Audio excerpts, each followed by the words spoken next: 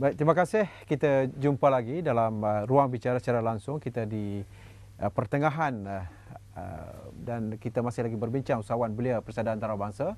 Kekal bersama saya Datuk Sarifuddin Musa yang di-Ketua Dewan Perniagaan Melayu Malaysia Kuala Lumpur dan juga Encik Hashim Saleh, Pengurusi Perdagangan Antarabangsa Dewan Perniagaan Melayu Malaysia Kuala Lumpur. Baik, saya Encik Hashim, sebelum saya pergi kepada Encik Hashim tentang program-program yang akan dilaksanakan. Datuk, kalau kita tengok dalam pengendalian ini, kadang-kadang ialah Dewan Perniagaan umpamanya tidak sepi daripada berhadapan dengan masalah-masalah. Kita nak cari ahli dan sebagainya. Tapi ini penting kerana fasa-fasa tertentu ini, termasuklah permulaan yang saya sebutkan tadi, jati diri, kemudian kepada soal bengkel perniagaan dan akhirnya pelaksanaan perniagaan. Ini tiga perkara yang cukup penting. Bagaimana Datuk berhadapan dengan masalah-masalah ini? Oh ya, memang banyak masalah yang berlaku mulai dasar kerajaan, lepas tu Bumiputera, Terputera. Ya, apa yang kita buat kan, kita latih dia daripada bawah. Sebab kadang apabila mereka terima geran daripada government tanpa latihan, wang tu habis macam tu saja. Tidak diguna pakai. Tapi apabila yang kita buat melalui universiti, alhamdulillah menjadi. Kerana mahupun pihak universiti mengajar bidang usahawan, tapi hanya buat teori saja. Tapi dengan pergabungan dengan Dewan Perniagaan Melayu Kuala Lumpur, kita akan buat tu sebagai menjadi praktikal. Jadi automatik apabila dia keluar nanti, dia sudah tahu market dan sasaran yang mereka nak pergi. Datuk, yang pasti niat kita suci, niat Dewan Perniagaan Melayu ataupun niat kerajaan itu untuk menghasilkan ataupun meletakkan golongan usahawan ini di peringkat yang begitu dihormati.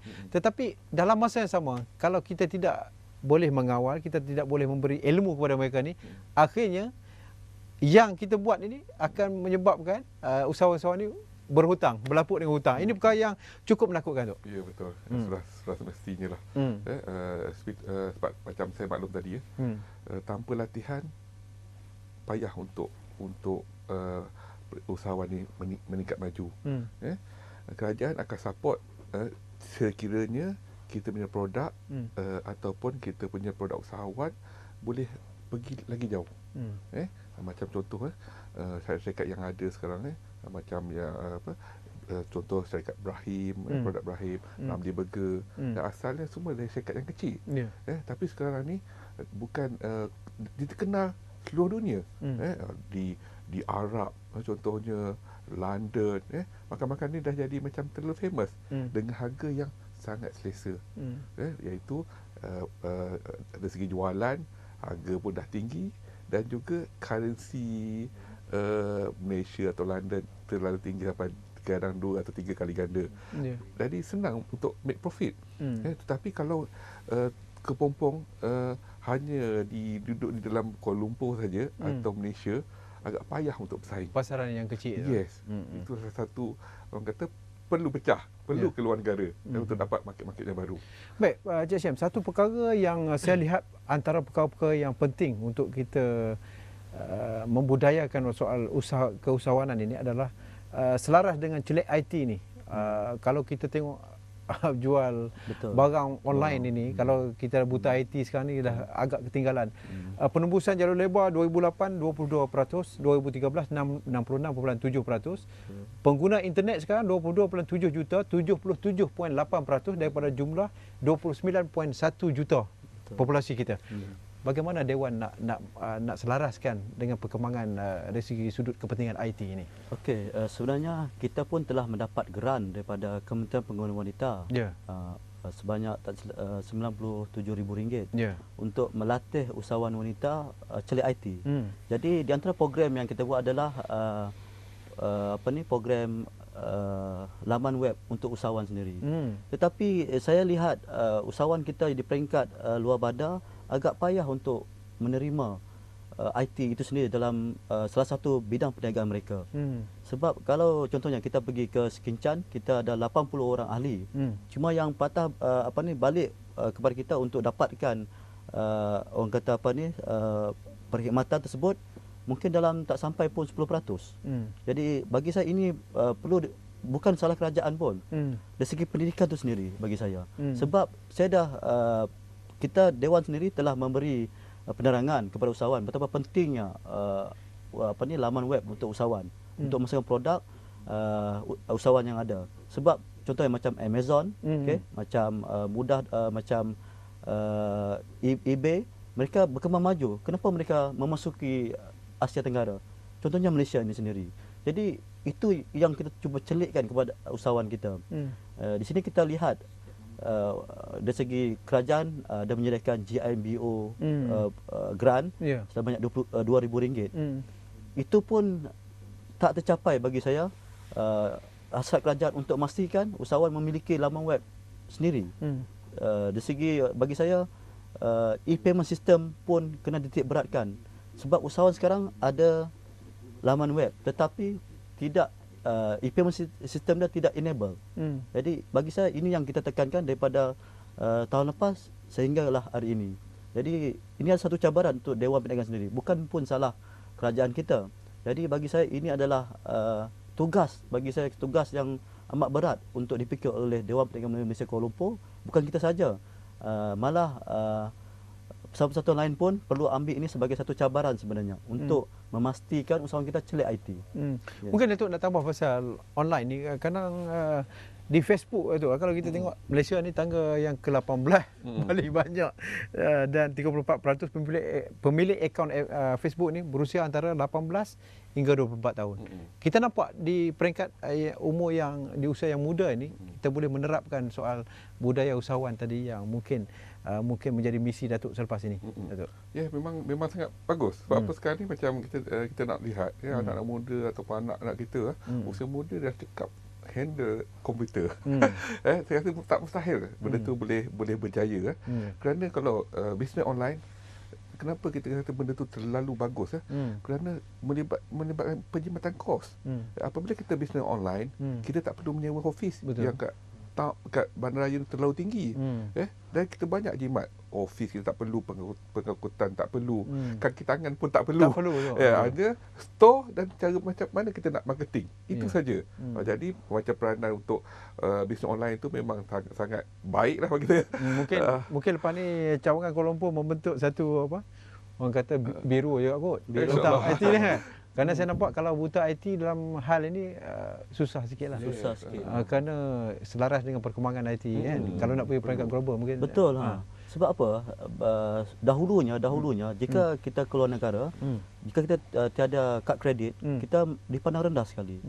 Jadi saya pun bagi peranan kepada ahli kita, bila kita berurusan dengan luar negara, dia akan tanya kita punya website, laman web kita. Kalau kita tiada laman web, dia akan pandang rendah pada kita. Maksudnya kita tidak bersedia dalam pentas perniagaan.